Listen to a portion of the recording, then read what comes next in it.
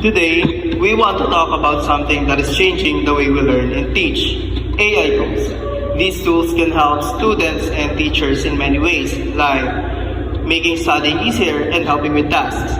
But it is very important to use AI in a very responsible way. Using AI responsibly means being honest about what these tools can do and making sure they support learning, not replace it. It also means respecting privacy and being careful with the information we share. In this video, we will share why it is important to use AI tools wisely in education on how doing so can make learning better for everyone. Using AI tools in secondary education is considered an essential in today's digital age. AI-powered platforms like Grammarly, to be exact, can help with the vocabulary and grammar. AI tools can enhance both teaching and learning experience by providing tailored fit support rather than using traditional one-size-fits-all method. But how about integrating it in elementary education? AI should be used in elementary education because it helps teachers to create visual aids easily. With AI, they can simply type the kind of design or learning materials they need. It quickly generates activities that matches the context of the lesson. This saves time and allows teachers to focus on guiding their students. AI tools should be thoroughly used in elementary education because they can enhance teaching strategies without fully replacing them.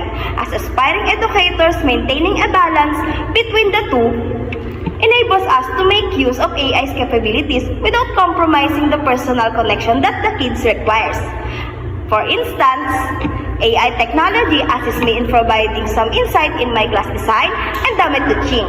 As a human, it is my duty to promote confidence.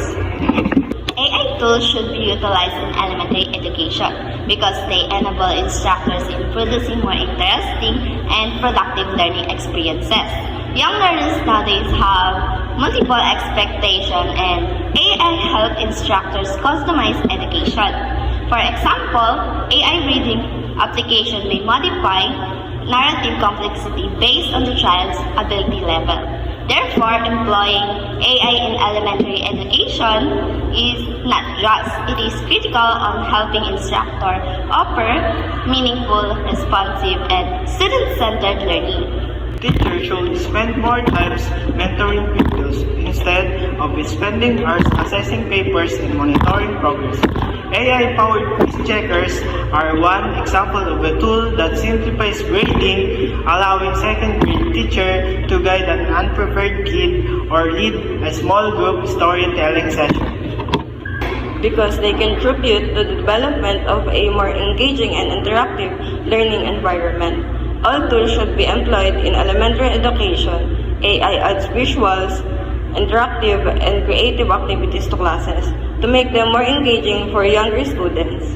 AI may quickly produce educational worksheets, mathematical drills, or reading activities. Additionally, it can evaluate students' responses and provide immediate feedback.